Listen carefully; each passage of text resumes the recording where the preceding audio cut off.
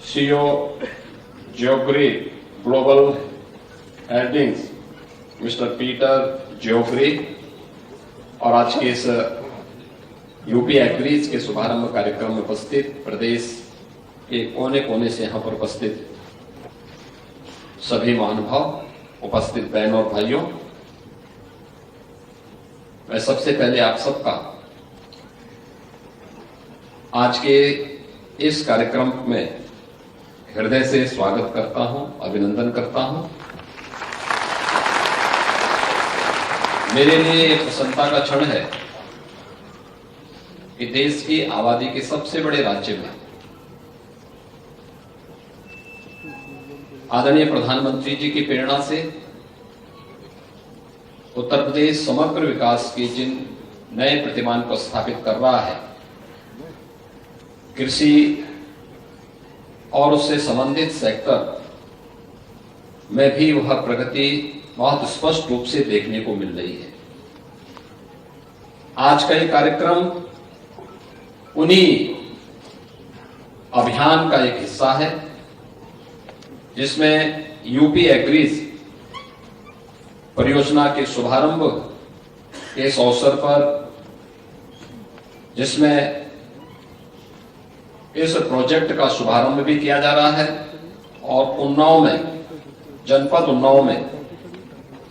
एक यूपीडा के integrated manufacturing and logistic cluster में केनपैक इंडिया द्वारा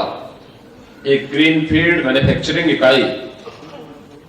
का शिलान्यास का कार्यक्रम अभी यहां पे संपन्न हुआ है, जो यहां पर आज हम कार्यक्रम आगे बढ़ा रहे हैं। ये लगभग 1300 करोड़ रुपए की लागत का एक निवेश जो एफडीआई निवेश के अंतर्गत आएगा, यह यहां पर आज शिलान्यास का कार्यक्रम संपन्न हो रहा है। इसके अलावा यहां पर अन्य तमाम घोषणाएं भी हुई हैं, जिसमें उत्तर प्रदेश में अभी चेयरमैन इकबाल ब्रिज द्वारा फिशरीज के फील्ड में जो संभावनाएं उत्तर प्रदेश के अंदर मौजूद हैं, इसमें 4000 करोड़ रुपए के निवेश की घोषणा हुई है और उत्तर प्रदेश के अंदर global lead data digital agriculture world bank की इस अभियान को भी कैसे हम आगे बढ़ा करके किसानों के जीवन में परिवर्तन लाने का काम कर सकते हैं, इसके लिए डेटा बैंक की क्या उपयोगिता हो सकती है, इस बारे में अभी यहां पर श्री परमेश शाह ने हम सबके सामने उस विजन को भी रखा है जो आगे चल करके किसानों के जीवन में व्यापक परिवर्तन का एक कारक बनेगा। जब हम देश की आबादी के सबसे बड़े राज्य के बारे में सोचते हैं तो स्वाभाविक रूप से हमारा ध्यान जाता है कि 25 करोड़ की आबादी का ये राज्य स्वाभाविक रूप से बड़ी आबादी है, तो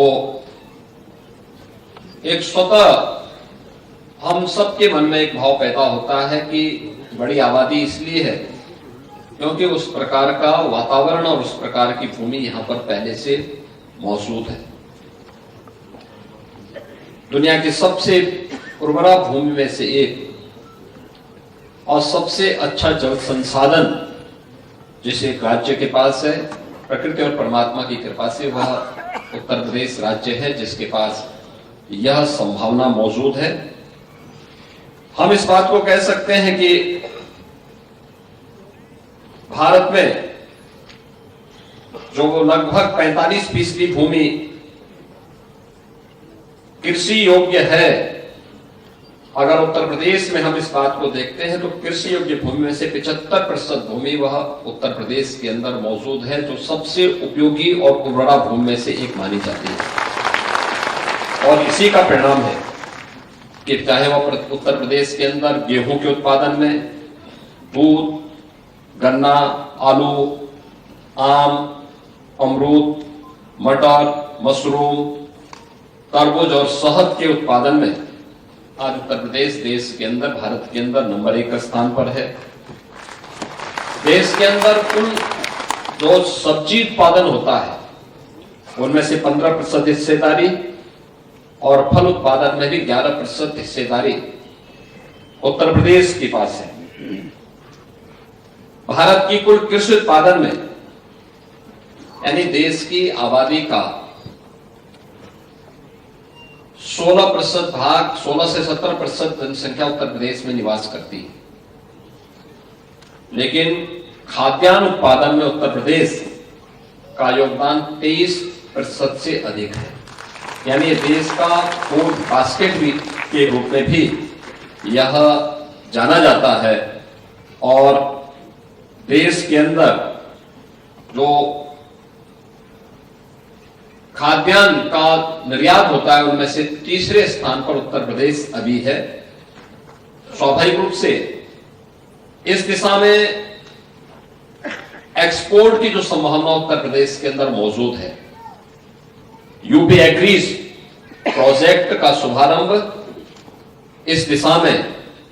उन संभावनाओं को आगे बढ़ाने में एक मील का पत्थर साबित होगा। और इस देश से उत्तर प्रदेश के अन्नदाता किसानों के लिए और उत्तर प्रदेश के इस फील्ड में कार्य करने वाले उन सभी महानुभावों के लिए यह एक बहुत अच्छी शुरुआत है। यूपी एग्रीज परियोजना के बारे में जैसे कि यहां पर पहले भी बताया गया कि 4000 करोड़ रुपए की इस जो प्रोजेक्ट है, इसमें से 2737 करोड़ का जो लोन है यह विश्व बैंक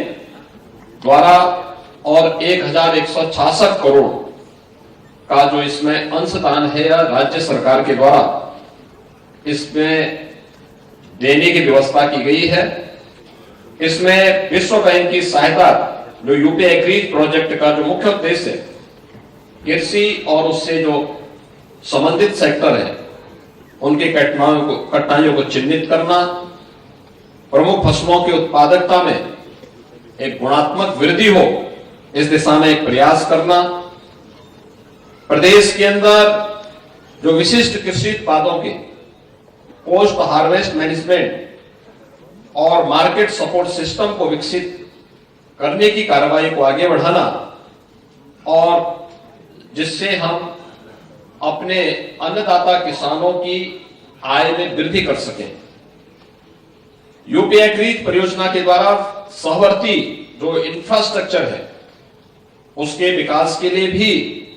और स्थानीय स्तर पर रोजगार सृजन के लिए भी एक नए अभियान को आगे बढ़ाने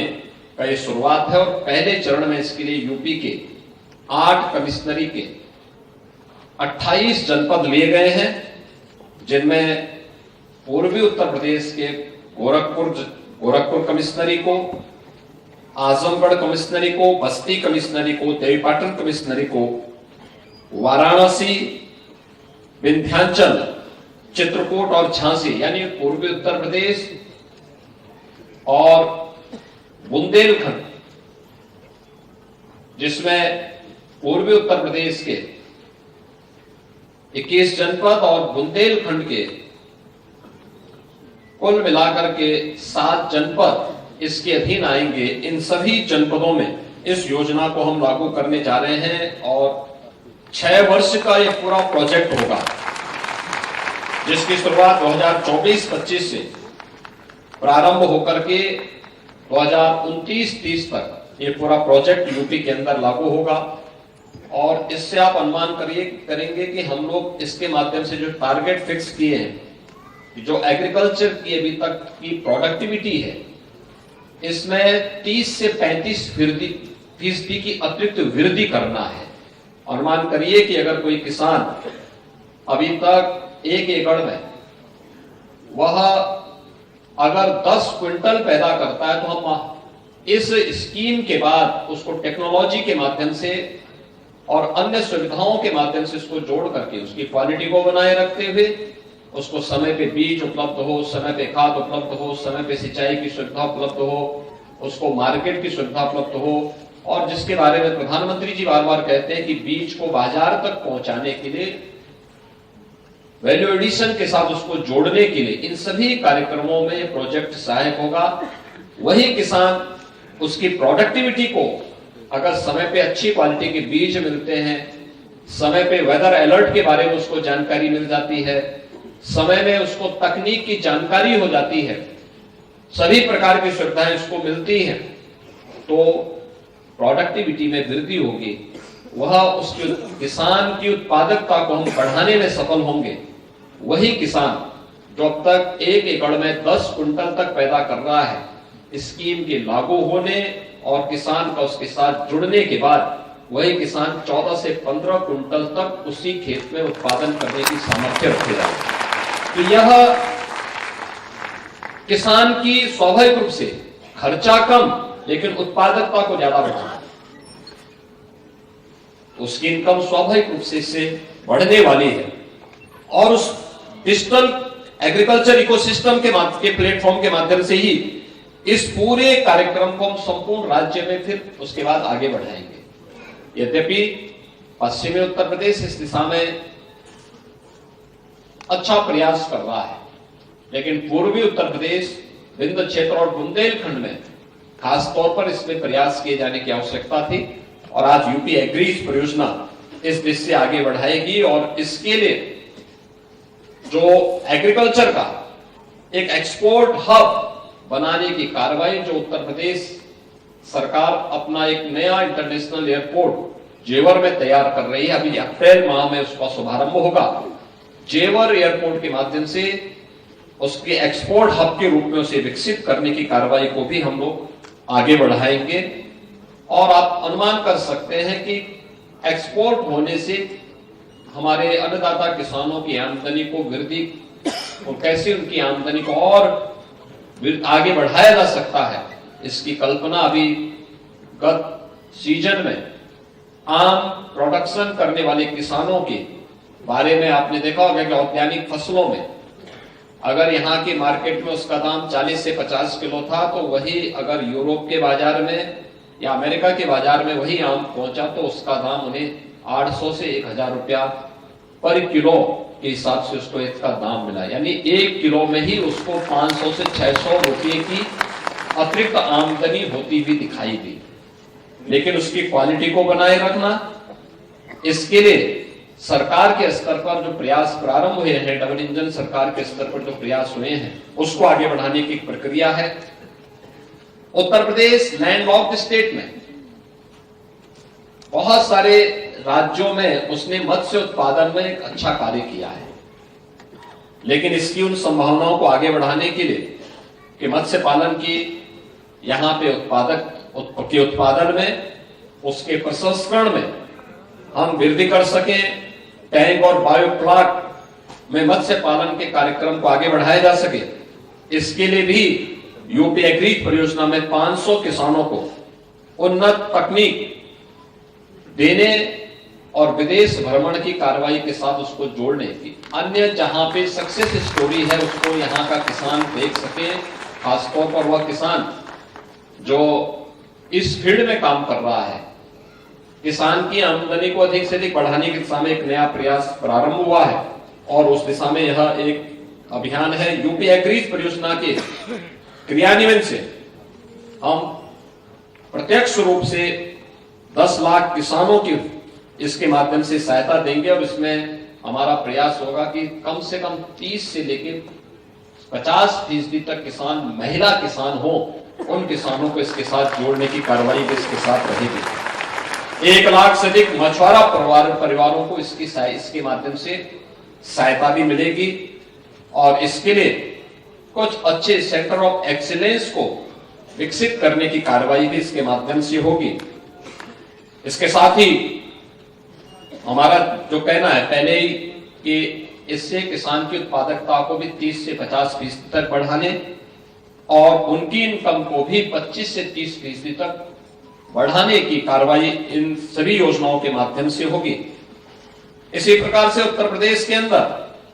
ये दुनिया की जो कैंपेक इंडिया प्राइवेट लिमिटेड के द्वारा एक बड़े मैन्युफैक्चरिंग एंड लॉजिस्टिक क्लस्टर में जो हमारा उन्नाव में स्थित है यूपीडे का, इसमें 1300 करोड़ रुपए की लागत से ग्रीनफील्ड परियोजना स्थापित करने की कार्रवाई को आज यहां वर्चुअली हम लोगों ने इसका शिलान्यास का कार्यक्रम संपन्न किया है। इस परियोजना में जो 100 करोड़ का एफडीआई भी है। मुझे पूरा विश्वास है कि यह परियोजना उत्तर प्रदेश की जो एफडीआई पॉलिसी है 2023 उसके अंतर्गत आच्छादित है। मुझे पूरा विश्वास है कि समय से यह परियोजना पूरी होगी और न केवल यहां पे रोजगार सृजन के लिए बल्कि उत्तर प्रदेश के अंदर कैंपेक की